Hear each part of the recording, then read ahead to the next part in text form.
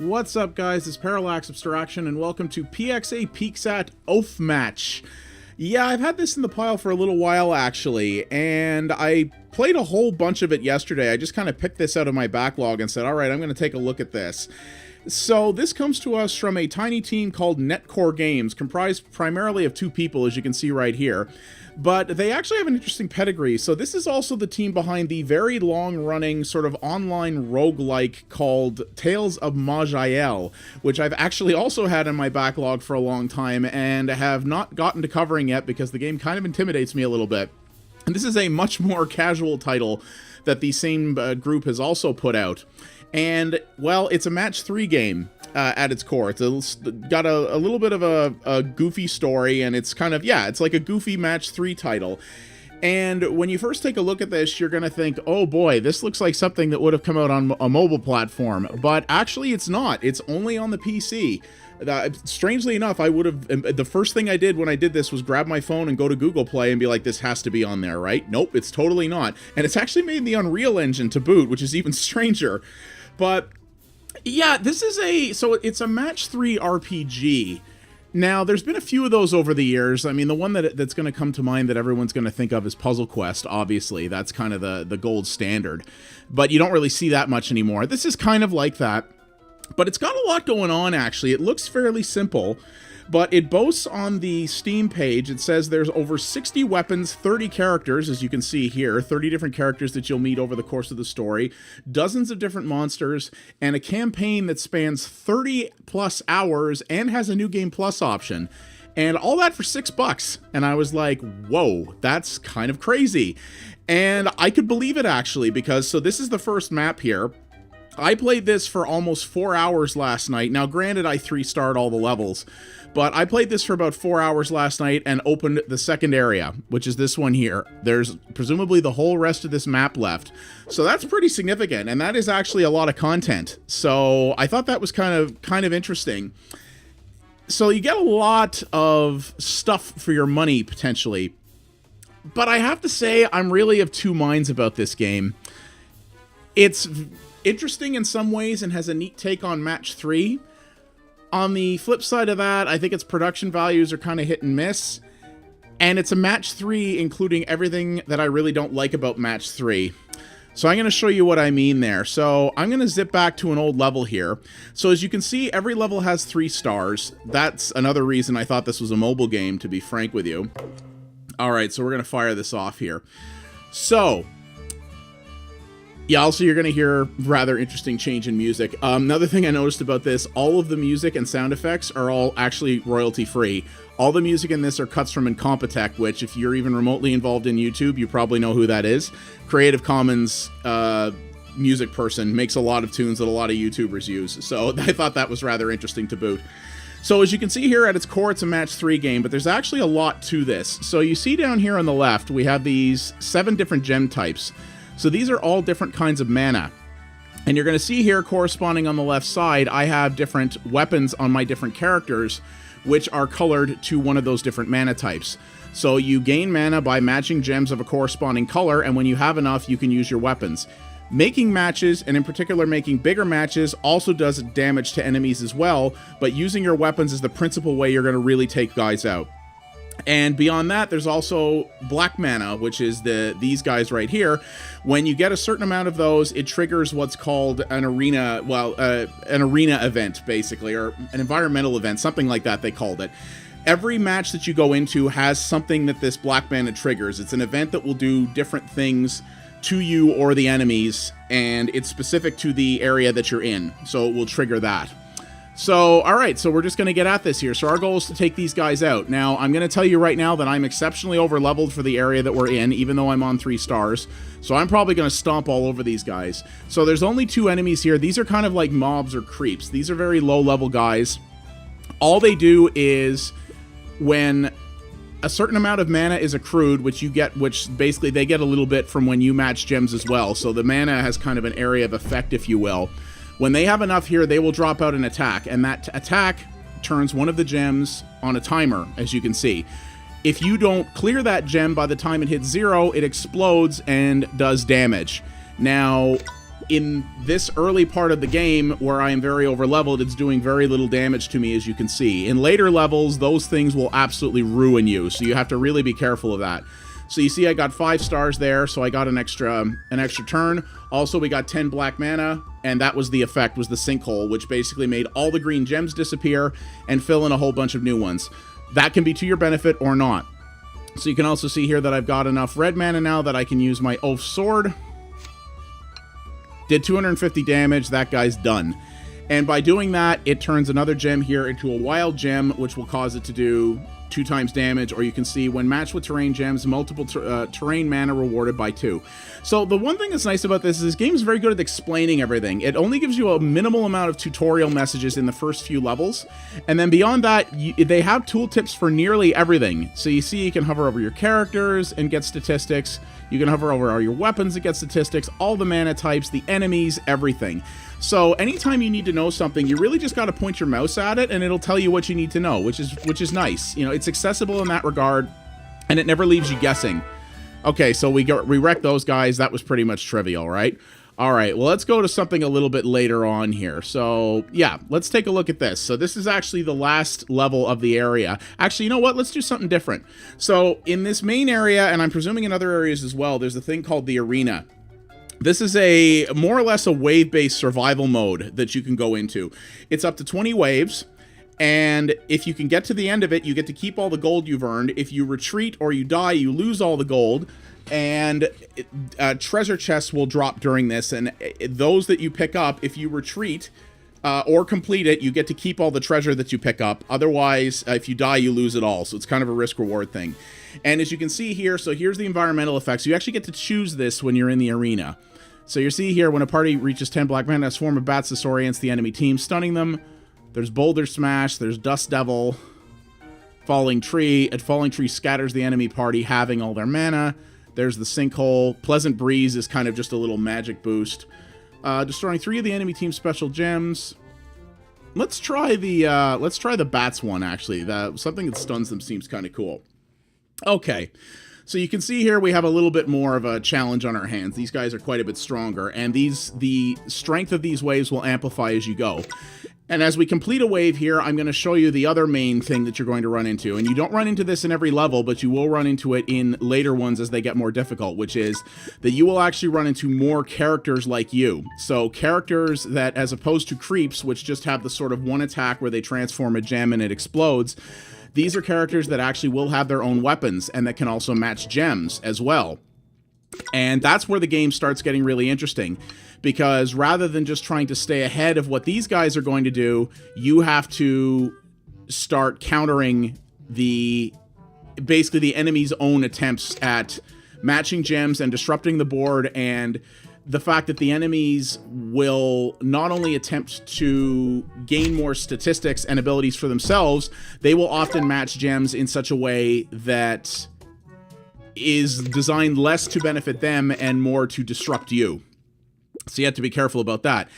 And as you can see, sometimes things like that happens. You can build combos, and sometimes you'll get a very favorable drop where a bunch of new gems will drop into the arena. There we go, I got that 2 times there. A bunch of new gems will drop into the arena, and if they land fortuitously, you can suddenly get a massive combo that you hadn't planned on. We're going to get to that element and how it affects this later. So here, so this guy, my thief, has the ethereal knife that does a little bit. This is an interesting one, the Boots of Vigor. So this replaces a random green gem with a boot. If I can match that up within 8 turns, I get a huge healing effect. So as you can see, compared to a lot of match 3 puzzle games that you may be thinking of, I mean, I would say this has the most in common with something like Puzzle Quest. So here we go. We got the bats. So see, these guys are now stunned for a turn. But you can see there's a lot of these in play now too, and I don't have an easy way to match them up, and that's where things are going to get tricky. Alright, but we got an extra turn there, and because we got a big combo, we cleared some of them out, which is handy. I don't think we're going to make that one, but that's okay. So we'll let that clear out. And we got another big combo there. We got the bats again. Sorry, bruh, you ain't moving. Nope. Alright, there we go. All All right, and I took a little bit of damage here, and things sort of go on like this. So the most common thing I would say that the most common game that this is in common with is Puzzle Quest, because there's a lot of depth to this. In many ways, I think there's more depth to the systems and mechanics in this than even Puzzle Quest had, because Puzzle Quest had loot and leveling up and things like that, but the sheer amount of like the different mana types, and so this is something here that clears all the white gems off, which can be helpful or not, depending on your situation. All right, so we did that. I also have a little bonus that gives me a healing burst at the end of every round, or every wave. It doesn't heal me fully, but it did in this case because I wasn't down that much. So this is where things get a little interesting. So you see here, here's a summoner level 10. So this guy actually has weapons that he can charge, and he'll be matching up gems as well. And this is where things get a lot harder. In addition, one thing I haven't shown you is you can change your party order. So you have to do that before the battle, but when you change your party order, essentially what happens is you're putting people in different orders. People closer to the front, or the top in this case, are more likely to get attacked. So you kind of want to put your tanks out there, but they also do less damage. So you really want to utilize each character's strengths to place them in sort of the best place you can for strategic value. So far, I've generally found that this is basically the default party position, and at this point I've generally found that that's good enough, but that may change later on. You also see here I'm focusing on the top enemy, so you can choose who your attacks go towards, and you do that by, well, you can't, oh shoot, so you can't do it at this until it's your turn, right? But you see here I can choose who I go after. Now you may be wondering why I'm going after the peons first. Well, it's simply because with the peons in play, it becomes very hard to fight the actual major characters because you're juggling these timed gems on the map at the same time, and it's really hard to juggle that and also take out the named enemy at the same time. I find if you focus on the sort of main enemy, you'll often get overwhelmed with these gems, or you'll be dealing with them so much that you kind of just give the enemy a free pass to just kind of steamroll you. That has been my experience thus far. Ooh, bonus gems. We're going to use that. Oh, yeah, that did a huge amount of damage. And we got a huge amount of extra mana from that. So we're going to kind of wreck this here. So he's getting extra turns. I'm not sure how extra turns are metered out. I'm not actually sure if they are random or if they happen when you meet certain criteria. They have looked random to me in general, but I may be wrong about that. So you see, I got an extra turn there, but I'm not sure if that's because I got a bigger combo or if I was just fortunate. I honestly couldn't tell you. So he used a power up there. All right. So he's matching stuff here. The only thing I do wish is that the enemy's turns moved a little bit faster. I find it spends a lot of time telegraphing what its next move is going to be. Like, you'll see the gem sit and pulse for a couple of seconds going, this is the one I'm going to move, and I'm kind of... and when the enemies are placing their things out, I kind of wish it could just go ting, ting, ting, ting and get back to you. I mean, that's just me being impatient, I know, but, you know, that's the way I am. So you can see there's a lot to juggle here, and even the first battle in the second area can get pretty gnarly. Like, I kind of got stomped the first couple of times I tried the second area last night. That's why this impression is based pretty much entirely off the first area. But I decided that I wanted to complete the first area on 3-star everything. I mean, there is an achievement for 3-starring every level in a given sort of sector of the map, I guess.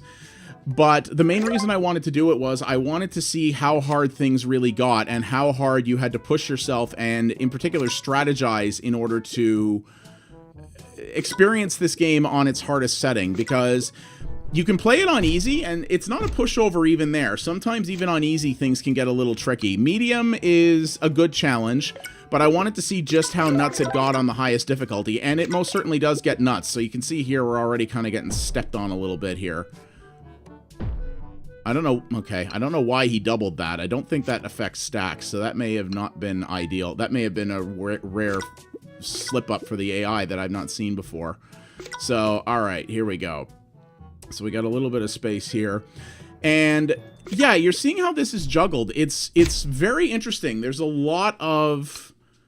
There can be a lot of mechanical and strategic depth to this if you're willing to put in that time. At the same time, if you were to play it on easy, you could probably more or less just match up gems whenever you saw them and manage to get your way to the end. I suspect that would be possible. But if you want a real challenge, you can do that. Now, there is a problem with that, which I'm going to get into shortly. I'm actually going to bail out of here. And I'm going to show you the other mechanic, which is your party management. So we looked into this a little bit at the beginning, right? So you can see the weapons by their different mana types here. So every class that you can play, of which I only have the 4 right now. So later on you can mix and match people that you have in your party. But you can see they come pre-set up with certain weapon types that they can use. So this person can use a yellow and a purple. This can use a purple and a white, a blue and a yellow, etc. But you can give them any weapons from any of the different mana categories. And you can see here which ones are assigned out. You can only give one out to a person at a time.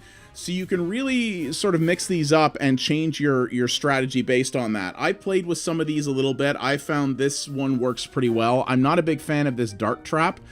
I may switch back to the neck knife, actually. I think that might be a better option for that.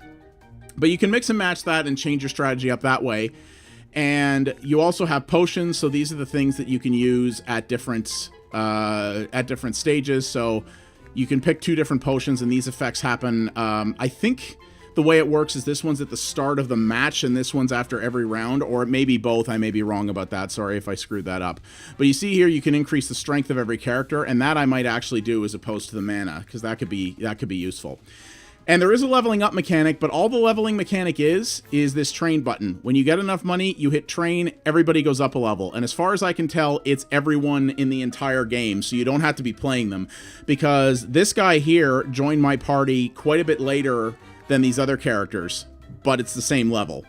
So all you're doing is buying stat boosts for all intents and purposes. And it's literally just everybody's stats across the boards go up when you hit the button. So you can go back and grind through previous levels if you want and keep earning enough money to just power level your way past anything, even on 3-star difficulty if you want. You might find that attractive. I personally do not. I don't find it very interesting, but you could do that, and it is absolutely necessary to advance at a certain point. So let's go back and check this one out. This is one that I spent quite a bit of time on. So you see Pleasant Breeze is the one here that is on this this trail. You can see there's 3 waves. It does tell you what the waves are ahead of time, so you can get a chance to preview everything, sort of see what you're up against, and maybe change up your strategy if you like. And off we go again. So I am playing with the mouse and keyboard, obviously, as you've seen. The game does have full controller support if you want to play that way. So if you want to play on the couch or something like that, you can. Nice to see that's in there. But, I mean, yeah, sitting at my desk here playing with the mouse is just fine and probably the most efficient way to do it. So I've actually almost wrecked this hero off the bat here. So this is kind of cool. So this guy's basically done. All right, so there we go. If you can wreck one of the hero units sort of right out the gate, you certainly do want to do that, because then these minion units become much more easy to deal with. But yeah, it's definitely you got to rely on some luck for that to a certain degree. Now, unfortunately, where we come to this, and this is very much a matter of personal preference, I think, which is why I'm getting it out of the way in this manner, is the matter of RNG, or random number generation. So the thing with match 3 games is they are very random. And many people claim, and I think with good measure, that a lot of them cheat. Puzzle Quest absolutely cheated. The gems that would fall and the order in which they would fall in absolutely favored the AI. There was simply no way. The amount of times the AI in Puzzle Quest got lucky draws, there was absolutely no way you are ever going to convince me that it wasn't cheating and basically creating artificial challenge by giving the computer an unfair advantage. That's something that really bugs me, and it was a big problem in a lot of older games, particularly older real-time strategy games, where the computer was literally allowed to break the rules in order to increase the difficulty. The old Command & Conquer games did that a lot. The first 2 Warcraft games actually did that a lot. You could actually use your own cheat codes to reveal the entire map, and you could literally see the computer being in a position where, like, for example, it never ran out of money. And a lot of match 3 games with an adversarial mechanic absolutely do that. You will see the computer suddenly get like a ×7 combo right when you're kicking its ass in a way where you're like, really? There's no way that was random. And sometimes, and I had to check myself when I was playing this last night, because a lot of the time that's just me being bitter and just being upset that I lost, and not realizing that, you know, if you really sat down and did the math, I probably got as many kind of unfair combos as the computer did, because I've gotten plenty of those myself. I've gotten plenty of combos where I get like a ×8 from not doing a single thing, and I just completely wipe the floor with it, and I'm like, whoa, okay. And that gives you that nice little dopamine high, right? And some of these games are even designed to do that. They're even designed to give you an unfair advantage, just enough to make you go, yeah, and keep you engaged and stop you from getting too frustrated. Now, I don't know if these guys are that diabolical. Given how much content is in this game to begin with, I don't feel that they really need to pad out the length by making it cheat. And there's no free-to-play mechanics in this whatsoever, or microtransaction mechanics. You can't buy power in this. There is a community thing that you can sign up for, which gives you like these sort of, they call them community powers. So you see this here. They're basically little, I guess they're little bonus things. They're not really cheats, but they're little bonuses you can sort of activate for yourself. And you only get this by registering for the Oafmatch community through their website. But you don't have to pay for any of this stuff. So you see here, I can use that, and they're little bonuses like that, but they're not substantial game-breaking things, in my opinion. But last night, remember I told you I wanted to get all three. I wanted to get all 3 stars on every level in the first area last night. I banged my head against some of these battles for a couple of hours or more, having to basically grind my way through, taking losses and buying level ups, and there was more than a few occasions where if the computer had not gotten a sudden lucky roll right near the end when I was about to win, I absolutely would have won. And I had a couple of times where I basically whacked my mouse against the table and went, this is ridiculous, I'm done, this game is not playing fair, screw this. But I persisted and I got through it. And whether or not the game is actually cheating is kind of beside the point, because that's the thing with RNG, is RNG has a nasty habit of appearing worse than it is, even if it's being made. So, yeah. So what is that? So that's the thing. And if you're someone like me who sometimes, you know, who has a long temper, but at the same time also tends to get a little frustrated sometimes, that may drive you nuts, because even when the game isn't cheating, you may think it is. And that's going to ruin your enjoyment of it. Justified or not, that is going to hinder your enjoyment of the game. This game in general has gotten a lot of praise. So I would like to think that generally it's not cheating, or that the people who are playing it don't mind the fact that it is. They're enjoying it enough that they're kind of like, you know what, maybe it's cheating, but I don't care because I'm still having fun with it. And some people still can just power through that and it doesn't bother them. And hey, good on you if you're one of those people. If that's the case, you may very much like this if you like Match 3 games. For me, it was frustrating enough, and for as much depth as this has, the mechanics were repetitive enough that after I completed the first area, I was kind of like, yeah, there's more characters to see, yeah, there's more enemies and loot and whatnot to see, but I kind of feel like I've seen everything the game has to offer, and I was kind of done at that point. And I'll be honest with you, I don't know if I'm going to play this much more after I'm done with it, after I'm done making this video. It's competently made. The art style I'm a little hit and miss on. I don't think it's bad by any means, but I also think it looks fairly standard compared to a lot of things. And the royalty-free sound effects and music, the music especially, gets really old after a while because there aren't that many song loops that they're using, and none of them are very long. So I would say that you're probably, if I kept playing this, I would definitely be turning the music off and either putting on other music or YouTube or something in the background.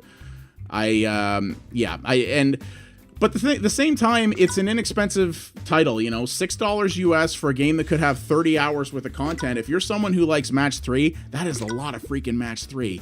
And there's a lot of depth in there, and you can tell that this is a very different game from Tales of Maj'El, but you can tell it came from a company that or a team that has a little bit of pedigree in the RPG space, because this has the crazy depth of enemies and classes and weapons and whatnot that game is known to have.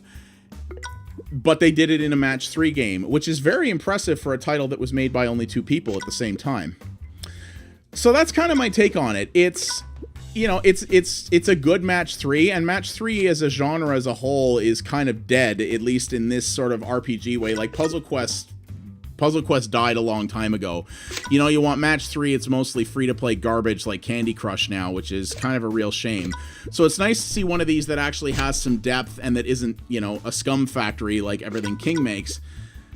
But at the same time, I feel it still has all the failings of the match 3 genre for me. I think the randomness is not that great. I think the fact that the computer at least gives the appearance of having an unfair advantage really irks me.